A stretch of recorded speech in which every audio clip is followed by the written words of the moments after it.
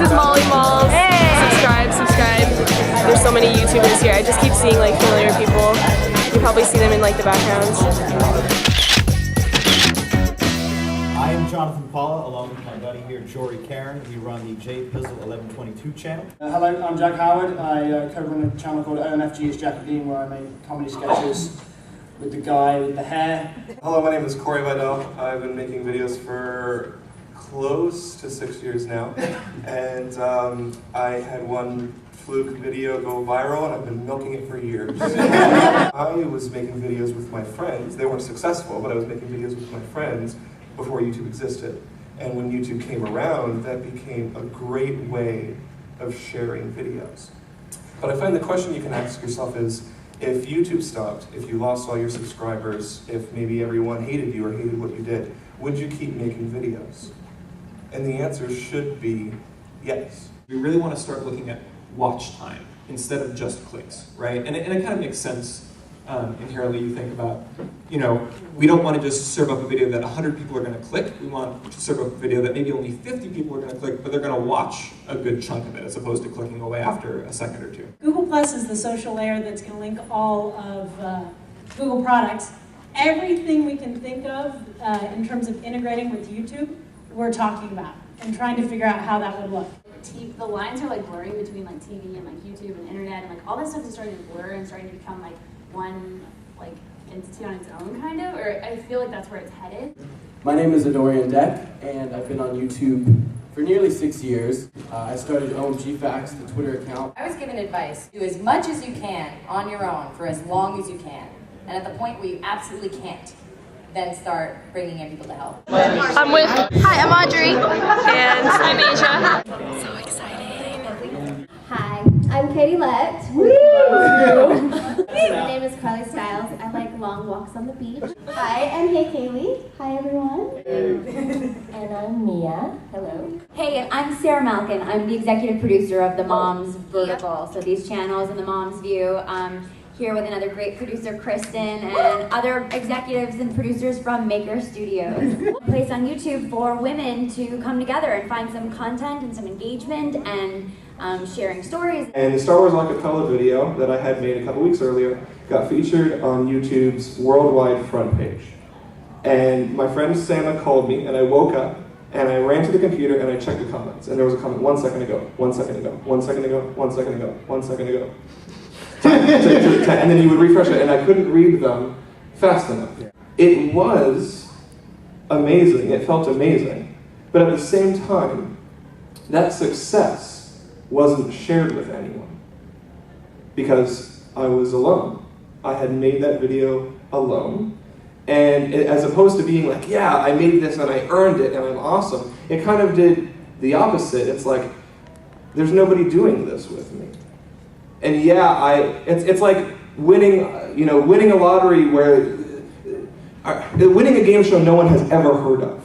That's what Twitter's for. Right?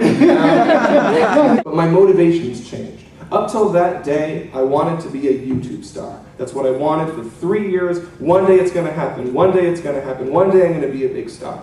And then a video went viral, and I looked around and there was nobody there with me. And I started changing my motivations, because traveling by yourself is boring. Videos that you make might not get like 50 million views, but you still consider your company a success. You still consider what you're doing. Like, how do you define success, in this way? Yeah, I think success is in a little bit different in the community aspect. That if one person had an impact, then that's great. May not result in your ad dollars, but you made that difference. You told a story, and you were creating engaged audience. YouTube IRL, the rise of events. We've got some very amazing people who have done their own YouTube events. 4 amazing people who have, very, very, very first-hand knowledge. I'm Tori, formerly known as DJ.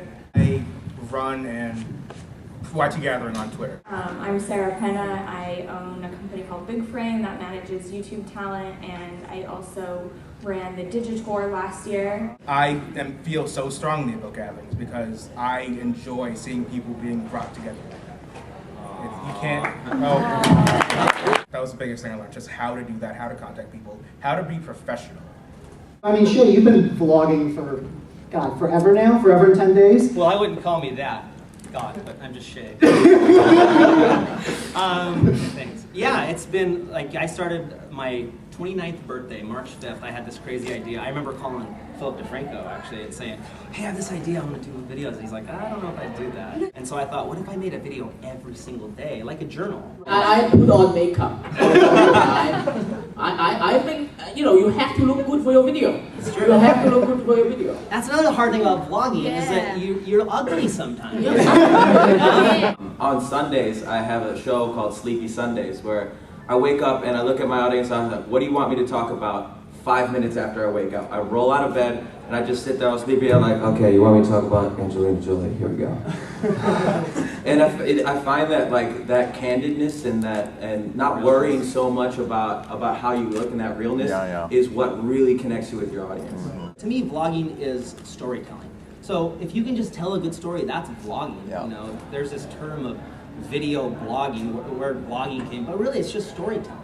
Is all we're doing, is we're telling these stories about our lives to the people who watch us. Got you into making videos and, you know, I guess impersonating is the best way to say, doing these different characters and things like that. Well, I've actually been doing videos my whole life. Like, I remember when I was 8 years old, my brother dressed me as Princess Diana. I was Ken and Barbie girl, so that's why I didn't play sports growing up. I loved acting, so the fact that, you know, I watched a lot of YouTubers and stuff, and you know, I had the avenue to do it, I was like, why not just do what I love and be able to share it with so many people? But in the beginning, I tried so many different avenues. I was like, I don't know what I want to do. Like you said, there's some people who do vlogging, some who do tutorials. I was like, what do I want to do? And then finally, one day, I was bored at like 2 o'clock, and I called my friend who's in the room, and I said, come over, I have an idea, and I put on my mom's clothes. And Animations from Film Cow.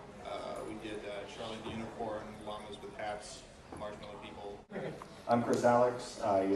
I'm with Jason and Film Cow. I provide some of the voices for the videos, and I'm learning how to do some more animation so I can help him out. Where do you see animation being on YouTube now and in the future? I see it expanding, except it's slightly more difficult to build up an audience with animation because it's not really viable to release a new animated film twice a week.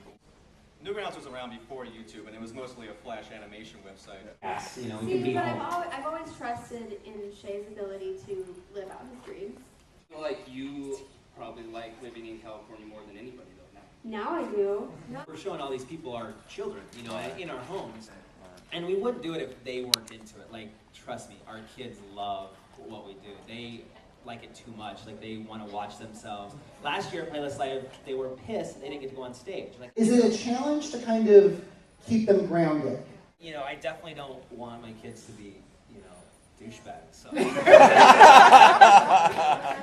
Wow. Nobody was filming that, right?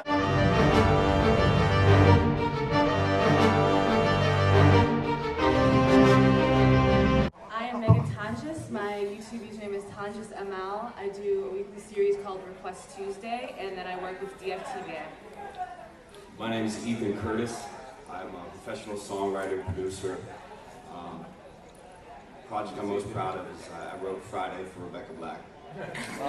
Just kidding.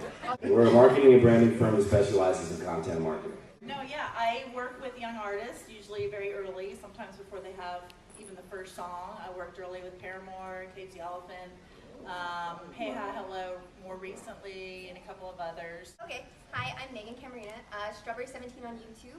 I help promote new music. I work together with bands and record labels like Warner, Sony to kind of bridge that gap and cross-promote, And new music. how did you fall into that?